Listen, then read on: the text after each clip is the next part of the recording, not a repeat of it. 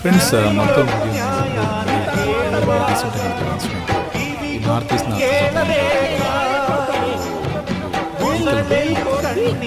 ಏನೋ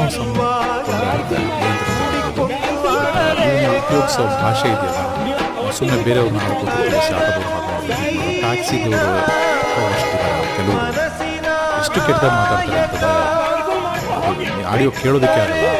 ಮೋಸ್ಟ್ಲಿ ಬೇರೆ ಚಾನಲ್ನಿಂದ ಸಿಕ್ಕೋದು ಕೇಳಿ ಅನಿಸುತ್ತೆ. ಇವರಿಂದಲೇ ನಮಗೆ ಬೆಂಗಳೂರು ತುಂಬ ಹಾಳಾಗ್ತದೆ. ಕನ್ನಡವನ್ನು ಕೆಟ್ಟ ಪದಗಳಲ್ಲಿ ಉಪಯೋಗಿಸಿ ಟೋಟಲ್ ಫ್ಯಾಮಿಲಿಗೆ ಕರ್ಕೊತಾರೆ ಹುಡುಗರು. ಎಷ್ಟು ಬೇಜಾರು ಮಾಡ್ತಾರೆ ಅಂತಂದರೆ ಅದೇ ಯಾರಿಗೂ ಕೆಲಸಗಳಿಲ್ಲ ಇಲ್ಲಿ ಕನ್ನಡದವರಿಗೆ ಸಿಗ್ತಾ ಇಲ್ಲ. ಎಲ್ಲರಿಗೂ ಸೋಷಿಯಲ್ ಮೀಡಿಯಾದಲ್ಲಿ ಭೇದಭಾವ ಯಾಕೆ ನಾವು ಅನ್ನೋ ತಿನ್ನಕ್ಕೋಸ್ಕರ ವೆಹಿಕಲ್ಸ್ ಅದನ್ನು ಸ್ವಲ್ಪ ನ್ಯಾಯವಾಗಿ ಏನಾಗ್ತದೆ.